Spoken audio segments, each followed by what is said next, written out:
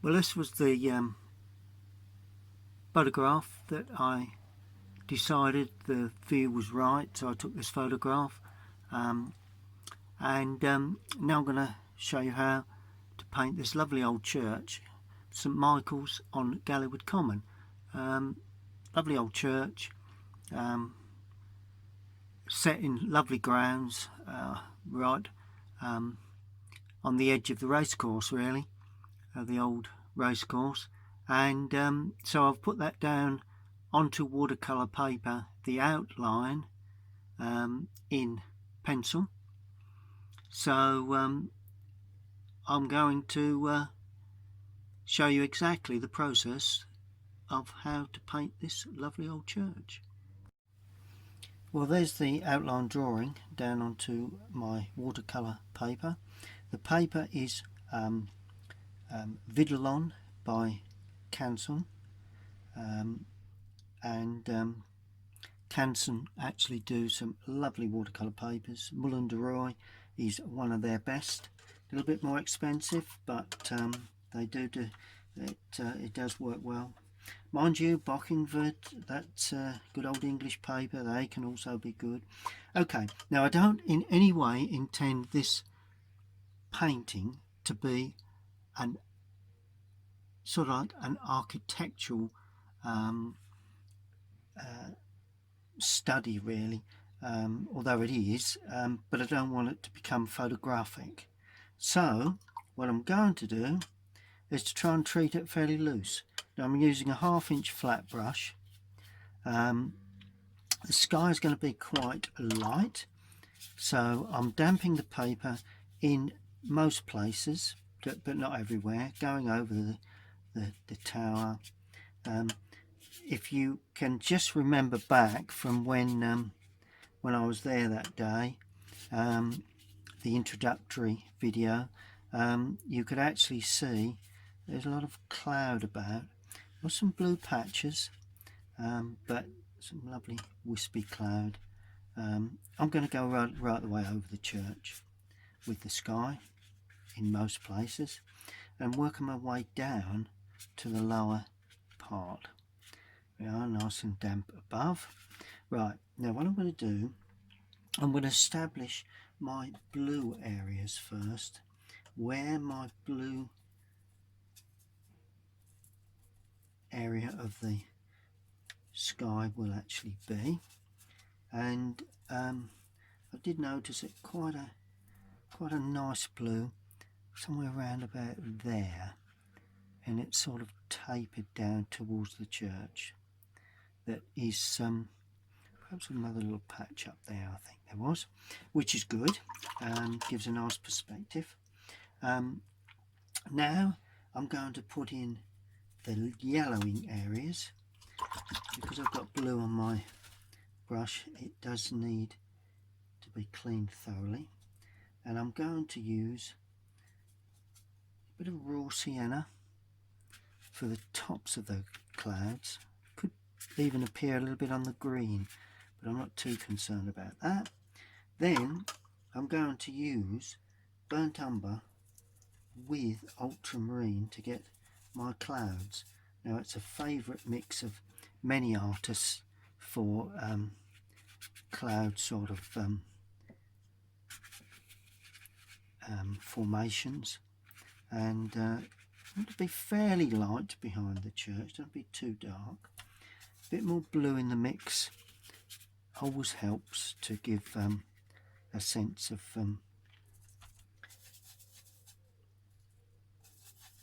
coolness. Then you add the brown and all of a sudden you get the lovely dark patches. And a bit more burnt umber, a bit more ultramarine, to create, you know, a browny feel, but don't want this to be, it's going to go over the church, particularly around the spire area. There we go. And then just bring that right the way down. And that is probably all we need. Let's just go one tone darker in this area here to get a bit more of my ultramarine out. There we go. there is a nice dark area that's quite ballooning in that area there, and we can actually paint around, just continue that through there, and that now needs to be allowed to completely dry. And the next area will be to put an overall wash on now. Raw sienna to start with, quite weak, for some bit of tree work there. We're going to get that in shortly. I'm painting around the church now, and then I'm adding a little bit of lemon, cadmium lemon, for the lower part of the tree work and foreground, going over the gravestones and pulling that forward, then introducing a little bit of light red. You know my favourite trick of introducing red into the foreground, even a little bit of alizarin crimson. I've gone right away over the gravestones, and that is my first wash of colour.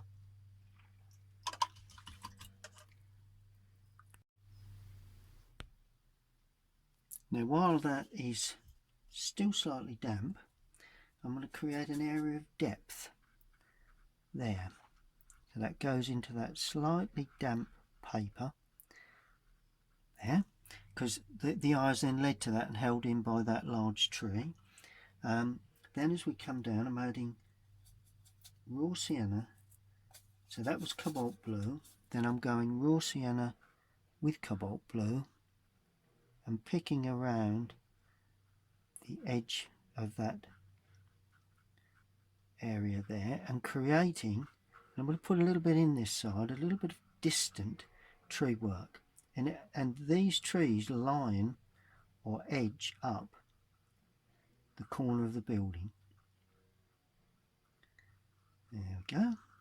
It just comes in. It's still damp, so you get a nice, we can get a nice crisp edge there. Good. That needs to be left, and that can be pulled through now, because that's where the sun, more light area of the grass finishes, and the dark area begins. There we go. So that finishes that like that. So that's your distant area, or far distant trees at this present moment. Just make certain that looks like a tree there. There we go. Now I want to get a sense of backlight, so just create the atmosphere of it. So I'm going to use, for the grey, same as the sky, burnt umber, ultramarine. For the grey, it's like a stone tower. So it's a grey, and I'm going to be quite dark to start with, and in actual fact I'm going to put the weathercock at the top, so it's going to be quite dark. To be a bit careful with this, but I think I've got it about right. And to start with, it initially quite blue, because that gives depth, gives height. Right, start with the weather vane at the top. I reckon it's quite large, and I think it is when it's there we go. And then we've got the top of the spire. Now this needs to be quite well drawn really in many ways, but you know, it all depends on how loose or how detailed we intend this to be, and I don't want it too detailed, so it's going to be quite a loose affair. So let's not be too that's it. Good. That's about the right tone. And as I come down, I'm lightening, so I'm just adding a bit of water to that, just to make it a little lighter. gives it feel of height, and I'm painting around those, can't think what they're called, but no doubt you architectural people will know. A bit more brown now, a little bit lighter, leaving some white in places, otherwise you wouldn't see that, you see. So it's always nice to leave a little bit of white in places. Now we have a little bit of stonework there, and notice I'm leaving a bead of white along the top edge there. Always a good thing to do. You see, I've got to just improve on that to put that in on the centre, otherwise it doesn't look right. There you go. Leave a little bit to the imagination, it's always best. Now I'm adding a little yellow to that brown mix, and a bit more brown, otherwise it'll go too green, and that is going to give me the actual tower colour itself.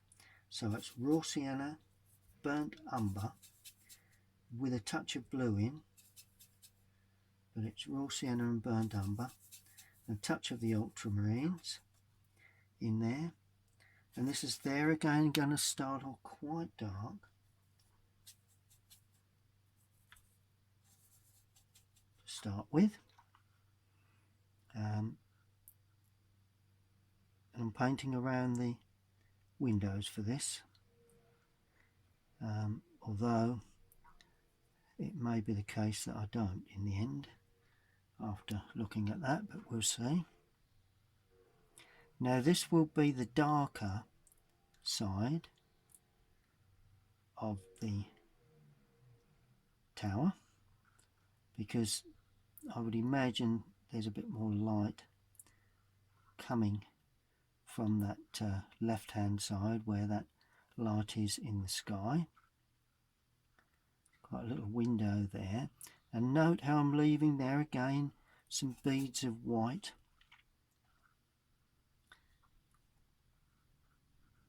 where those areas of architecture stand away. Always a good thing to do, mustn't forget to do that if we can help it. Many a times I have, and not been too happy with the result. Now I'm moving to the light side, a bit more brown, putting a touch of red in this now, touch of light red, just to ring the changes, because that does have a little bit of light. There's a small piece of architecture that stands out there, so we've got to get that held into position. Other than that, this is the sort of thing that it's always interesting, you know, to watch somebody build up a picture like this. I've done it many times with other artists, and you do learn an awful lot about how to produce architecture and how to suggest varying pieces of architecture. Actually going to go darker there, purely because there's a buttress that stands away like that, and that comes down there. There's another little one there. There we go. You know, it's all about tone really, lights and darks, darks and lights. Now that same mix with a little red in there again, just to give it a sort of a greeny warm tone, to paint this gable end there. There we go. So that's gone in. Actually that extends through to there, so we may have to improve on that shortly. Then as we go away, this gets weaker. I've weakened that, and I'm stroking that right the way across and creating that there, giving that light, but also a very weak affair, because that's going to stand behind that large tree. And while that's still a little damp, I want to mix just a little bit of blue and brown with that to try and just achieve, while it's still wet, the impression of windows in those positions. There we go. I think there's 4 of those there, and that dark tree will lay on top. Good. Okay, now we go back in then to get this buttress area there. Well, it's not a buttress, it's another piece of the architecture that stands away, and then we weaken that to get the light area, the light side of that piece. Just get a little bit darker than that, but it needs to have a change of tone. Yeah, and you know, you begin to get a bit of atmosphere into this lovely lovely old church. That's that buttress. Now the buttress on the back, we're going to start off dark, purely because it's against the real light. Whoops, a bit more paint on the brush, a bit more water. Just going to lift that little bit away there. Not that it makes a big difference, the whole scheme of things, you know. Never get bogged down by those sorts of problems. If you tend to worry about those sort of areas too much, you do tend to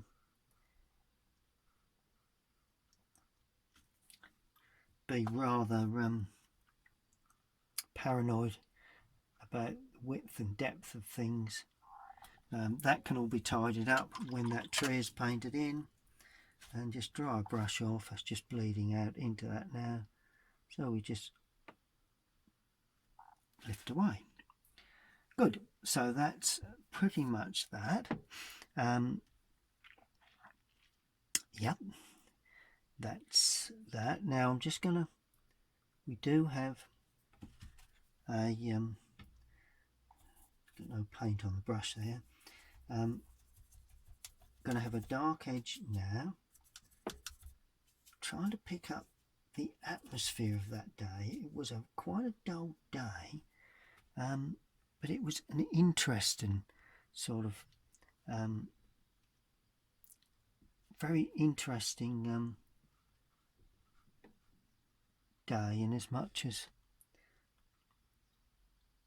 there's a door there, in as much as it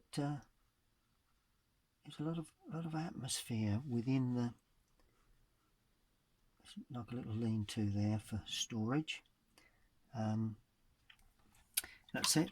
There's a lot of atmosphere within this, within the church and the spire and everything else, and that's what I'll try, if I can, to capture. Right, now the actual roof of that this part of the church is quite a lovely warm tone, so I'm using light red for that. And there again, use light red, then all of a sudden I'm going to damp it and let that go very weak behind what will be the tree that stands in front. And there's another area there that's going to be darker, but I'll put that in a light tone. That's going to be light as well. Another little area of roof there. Good, that's fine. That's pretty much as I would have you know, envisage this this lovely old church. And then we come down then to the lower part there, a bit more blue in to make it darker this side.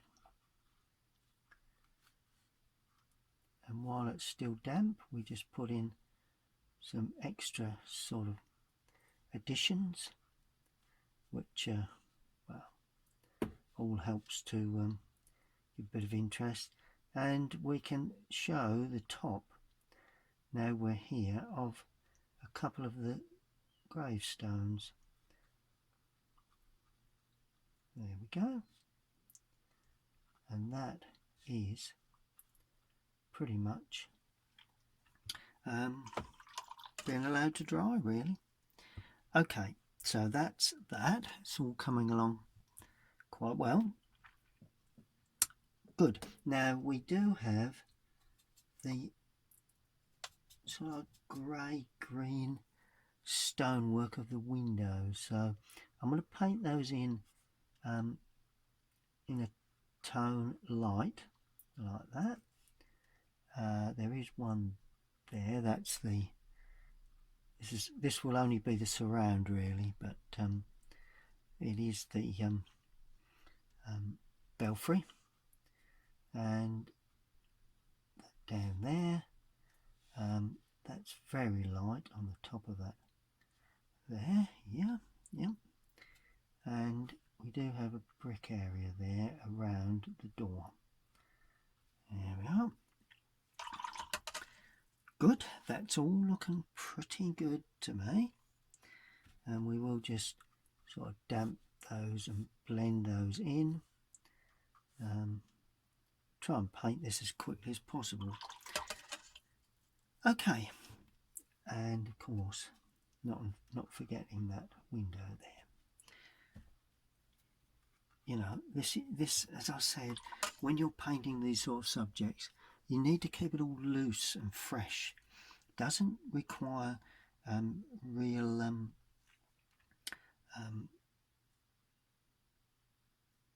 detail. Once you start with detail, then it does get very, very complicated. Right, now I'm going to deal with the trees in the background.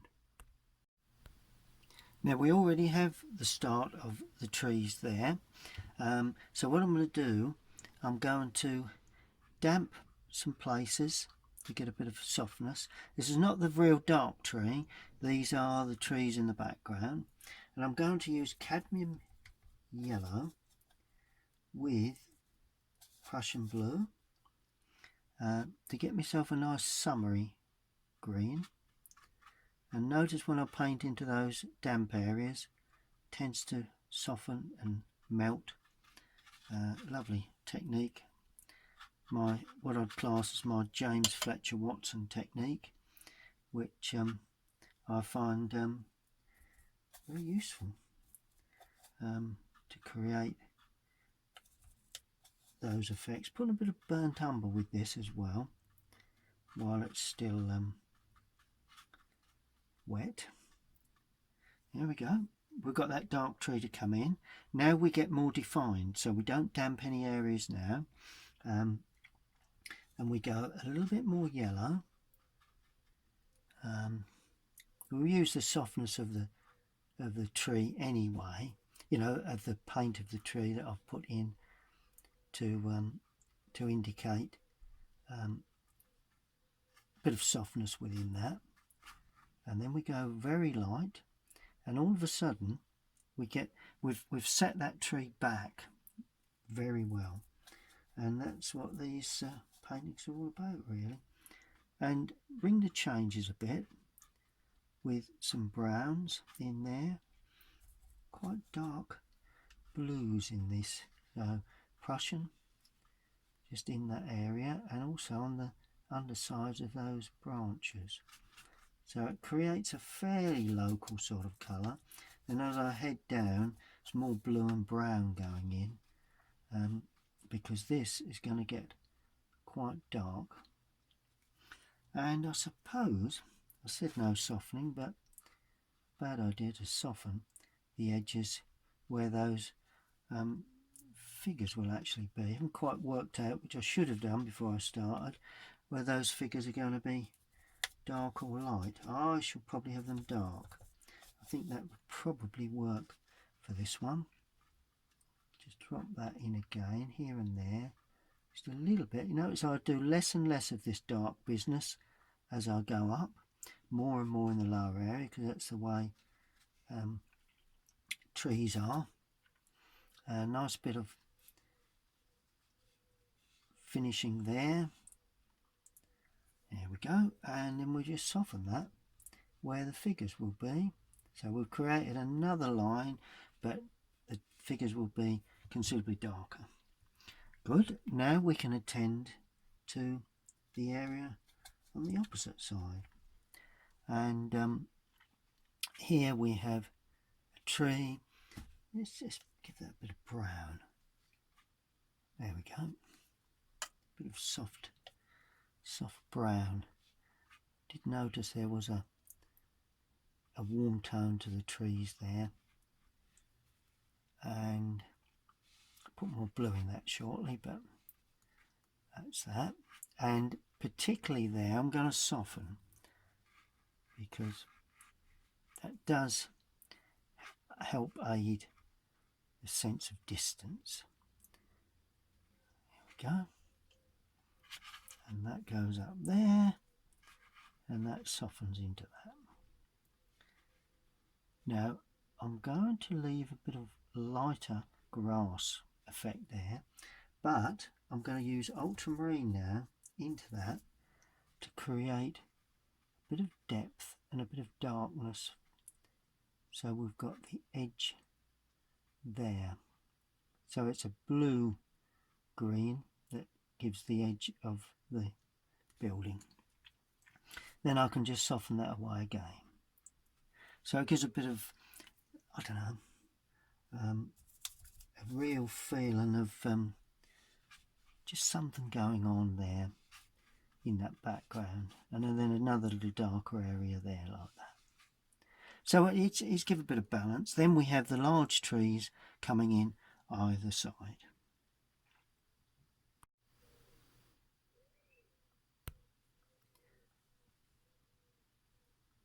Now I'm going to attend to the windows and belfry. Quite a simple process really, nothing too complicated here. I'm going to use burnt umber with ultramarine again, just to give me a dark brown or bluey grey, dark bluey grey colour. And this is also going to actually show a bit of shadow, so we're going to use that as the shadow mix, as well as showing a little bit of detail on the louvers of the window for the belfry. There we go. But this on the shadow side, or the not necessary shadow side, but the side where there's very little light, I'm going to just remove a bit of paint and just give an indication of the louvers and a little bit of, there we go. See the way I'm putting that in a very sort of suggestive manner. And the same there really. That one takes a bit of light, so there's just a sense there that there's light coming, backlight really, from the right hand side. There you go. That's pretty much as I would have expected. Now we're going in with putting a bit of red with this now, because I want to show up there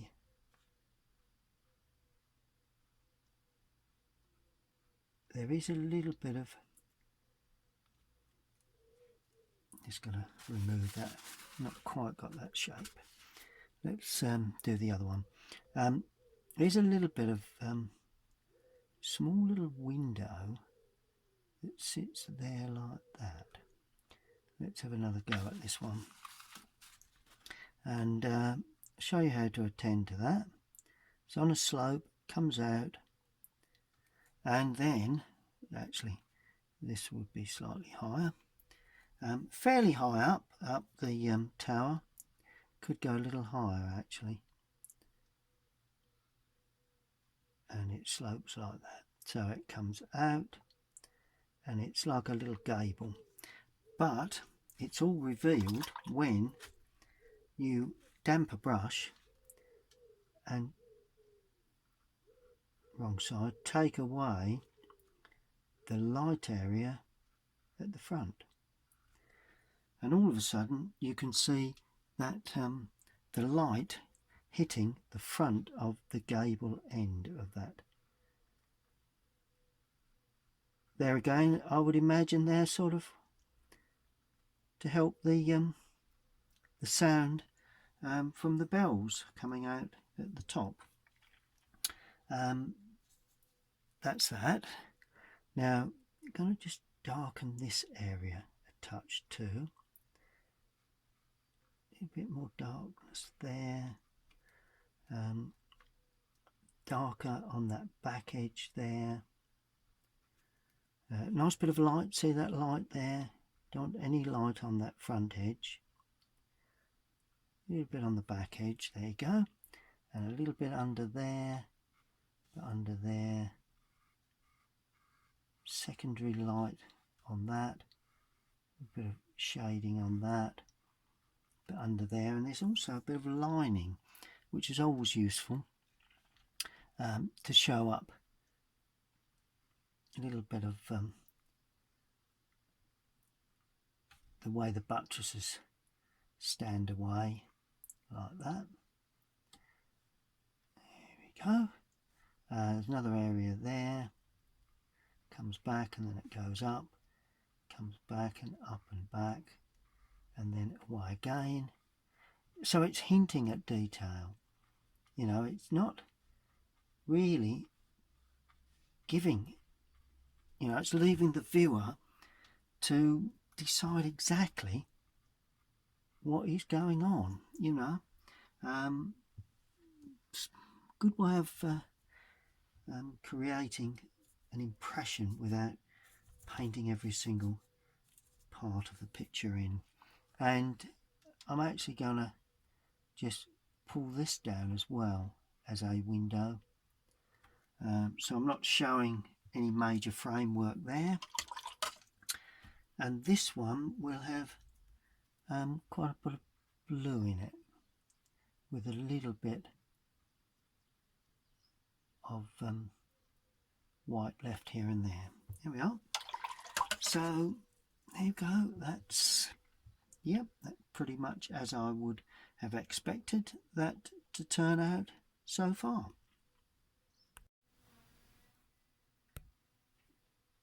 Okay, now the next thing is that lovely tree which will balance the tower because it's going to be very dark. I'm actually going to put in the dark green first, so it's Prussian blue with burnt sienna and cadmium yellow, so it's going to be a fresh green but dark, so a strong mix. That's the way you do fresh and dark. And I'm using the side of the brush, trying just to pick up, don't put these trees in too high up first. You can always go higher, but if you start too high and you think that really is too high, then unfortunately quite often it's more difficult to retrieve. And that's quite a large little tree really. In actual fact it does go higher than that. You can see through it, but on the other hand it actually heads up higher than the, let's be bold then, that's the height it is. So we've gone well beyond what I thought I would need to, but that's fine. Seems to work out quite well. And then I'm going to add burnt umber to that mix with Prussian blue to give me a dark brown. Doesn't matter if a slightly greeny brown really, for the trunk. And notice the brush is running out of paint, so that it's not a bad thing actually. You know, got quite a reasonable trunk on it and quite a reasonable branch in the lower area. There we go. And I'm using a damp brush just to blend that at the base. So my old trick of sitting that tree onto the actual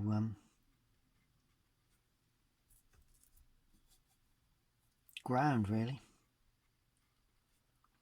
and then that main trunk goes up, and we just start digging out some more brown, popping that into the green, and we show branches, not to make certain they don't go too thick as you go up the tree. Need to be thinned considerably. Trying to pick up the character of this lovely old tree, and anybody that knows Galleywood Church would know exactly what this tree is all about. And we're coming in a bit more water and a bit more brown for that back edge there. Tidy that back edge up. Good, so that's that tree put in very nicely.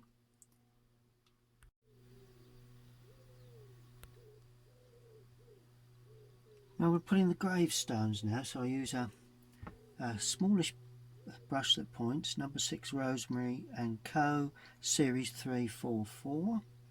And I'm going to pick up a grey.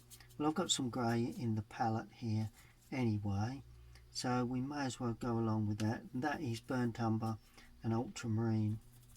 So that's a pretty good grey to use. And going to start off in this foreground area, I think, to pick up an indication of these gravestones, and they need to be treated pretty simply. They will vary in shape and of course tone. Invariably they may come up a little bit grey as well, so that is always and there's quite a row of them really, but they only need to be treated fairly simply, to be quite honest. As we go away into the distance, the brush runs out of paint, and some of them are leaning a little bit.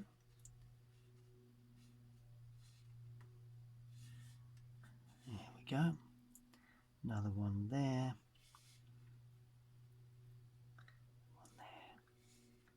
Good, that's that. Now I'm weakening the brush, the colour, by putting more water on the brush, and these are going to be a bit more blue really, because they are further away, less intense light. And we'll try and throw atmosphere at this picture, so there will be lots of varying. And notice how I'm just dotting them now. I want to give an impression of them without, you know, it's quite a row really, which, you know, a lot of artists may leave quite a few of those out, which wouldn't be a bad idea to do, but I think I can balance those when we come with the shadow really. Good, that's that. Just going to sneak in 3 little figures in that area there. Now, going to be dark, quite blue, because they're going to be in the shaded area. So we're going to have, and figures in this sort of subject do give scale to the building. So that way, you know, you do see a little bit of scale.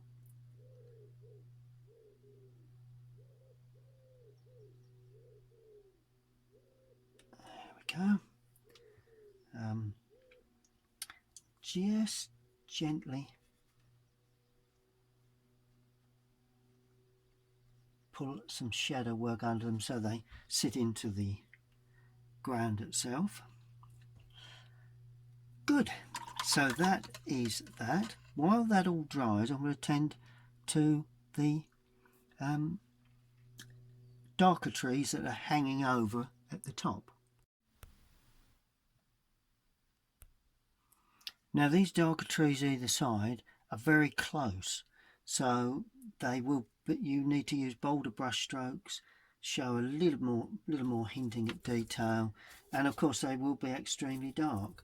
So we're going to use Prussian blue as my darkest blue, cadmium yellow, and I'm going to use burnt umber because that will give us some real dark tones. And I'm using a 3/8 flat brush, and it'll go quite dark, and I'm going to put a little into that. I'm putting some alizarin crimson because that will really make it extremely dark. And then there's a blob there, and then you just spread that blob with the back of the brush, just coming in. That's a dense area. Right, that's that there, and make certain they run out of picture. You know, not everywhere, but does need to run out of picture. And it tucks back again. Don't make it too imposing on the church. And then it comes out again. And then finally I finish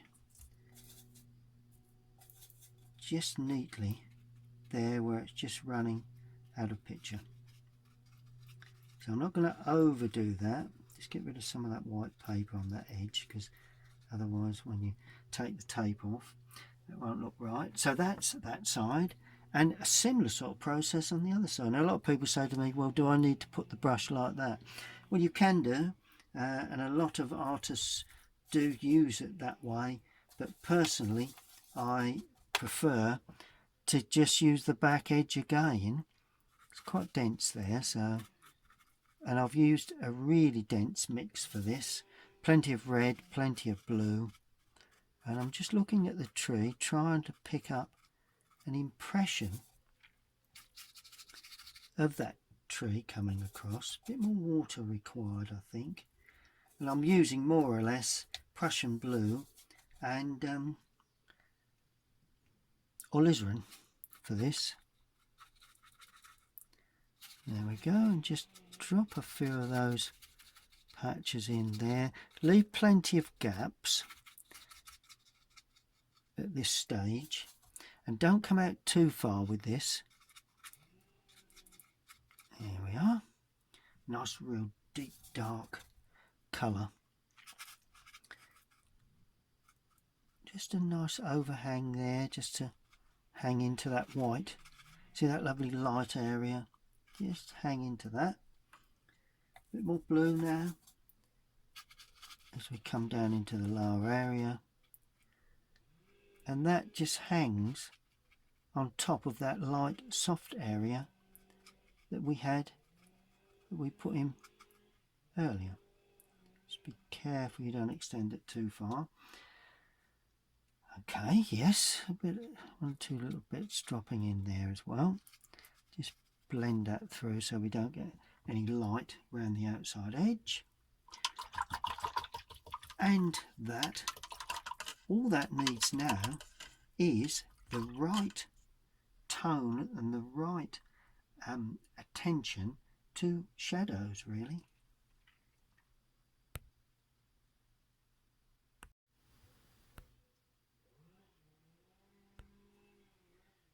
It's just shadow time, really. Going to use Indian red and cobalt blue, and more blue particularly to start with. And I'm going to come down that side of that tower like that. I'm going to paint over the complete area there. Just leave a bead of white there. Just picking around that area, getting a second layer of this colour. Being very careful not to lift away the underpainting. And that shadow will extend right the way through into the lower part of these trees. And that will then help to give an atmospheric feel there. Okay, now before that dries, I'm putting in another area because this faces a little bit towards the light. So another area of a sectioned this tower. That's good. Yep. Yeah, I'm pretty much happy with that. That goes up like that, comes down like that. Brilliant. Okay. Now, this is where we really get a sense of light coming across from that area there. The light is really hitting those buttress areas. There we go. Allow that to dry. Don't think that looks a bit this and that. Just go with the flow. Just a little bit of shadow work there. There we go. Yeah. I'm pretty much happy with the atmosphere. I'm trying to create atmosphere, and that is something that, unless you're successful, then it's not going to work, you know. And this area there is going to have shadow like that. That's it. And this there is going to have shadow. A bit dark for that, I think. Let's lighten that up. And then very quickly I'm going to run a shadow across the back of most of that church area, because it's potentially all in shadow. There we go. Allow that to dry. Good. Now we come through into this area here that will have shadow. Bit of touch of shadow there, bit of shadow there, and then it breaks out into the light area. And this is where you sort of have to be a little careful that you don't remove too much. Then problem is you end up with adding a bit more Indian red to that as I come forward.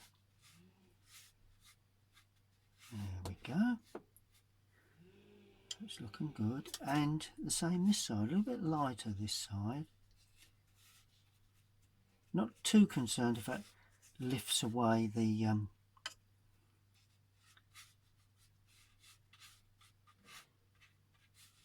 a little, miss the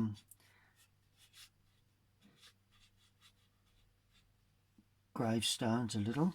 That's not my main concern.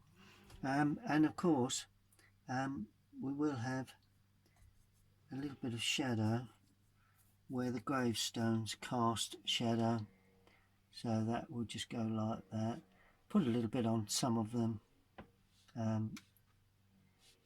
to give a sense of light on them. Comes down across. Let's bring it right the way down so they combine.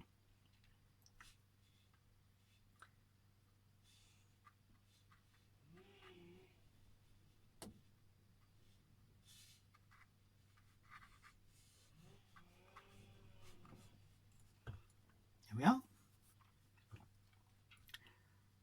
And that is looking quite good.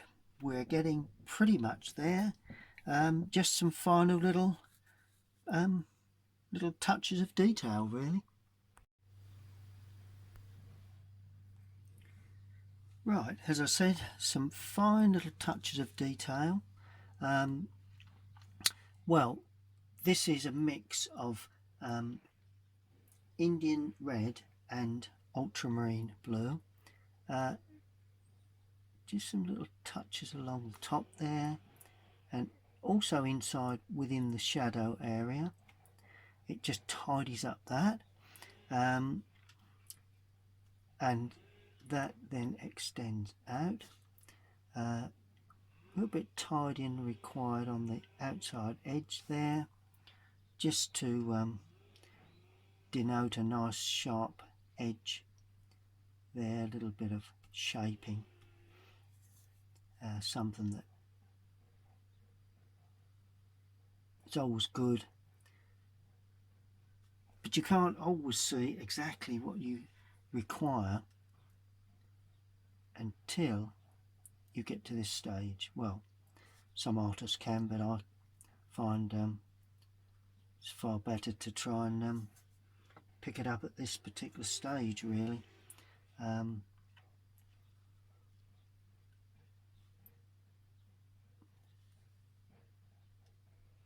That's it.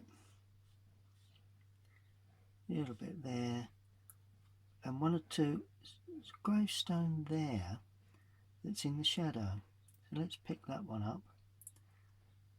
Dark. Another one there. Probably wasn't there, but that's the fun of being an artist. You can put things in that are not really there to improve the overall picture. Hopefully. And I'm just strengthening one or two little areas there, just to try and give it that old aged look, old aged feel. And now I'm actually going to put in the tower really dark, and there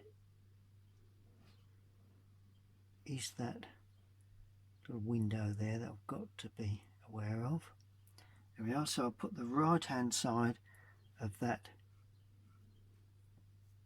tower in very dark, but I've left the window area, and that will be revealed by very dark on that side with a little bit of overhang there, and very dark on that side with an angle and a little bit of overhang there.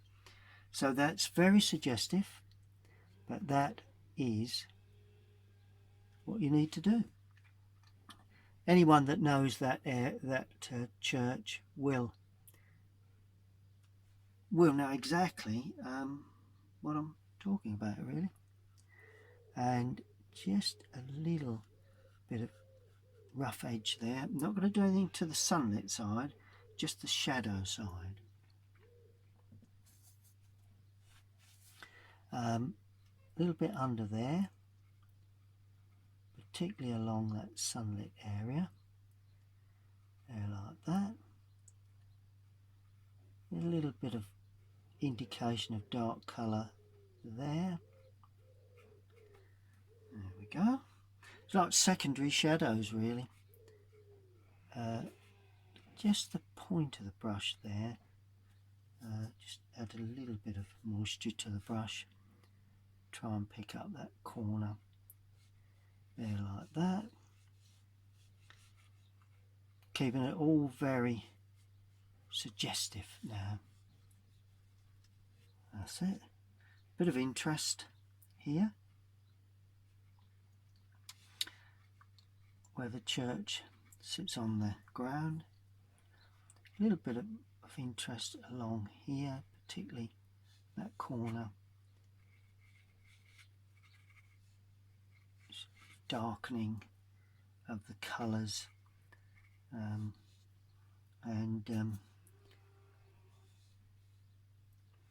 don't want to show up the gravestones in the sunlit side.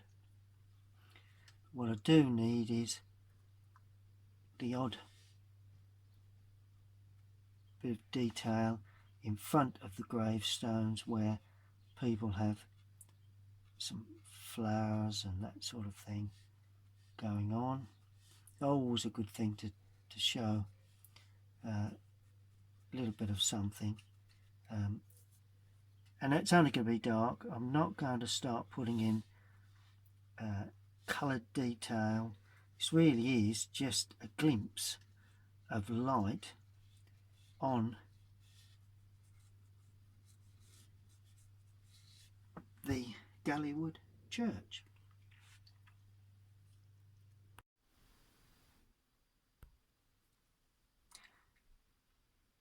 Well, I've removed the surround. Let's just pad out a touch so you can see the picture more or less in a sort of mounted arrangement.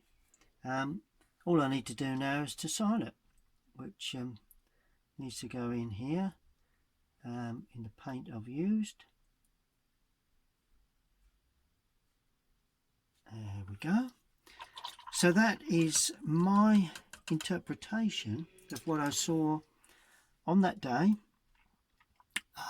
St Michael's Church, Galleywood Common.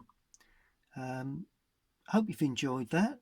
By all means, paint along with me. You can stop and start through each stage and create your own impression, not completely copying the way I paint.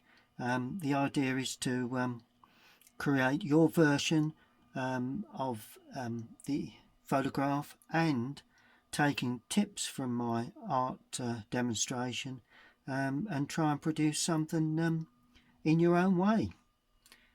Well, I hope you've enjoyed that. Please subscribe if you've not already done so. I will be uploading many more videos in the future. Thank you for watching.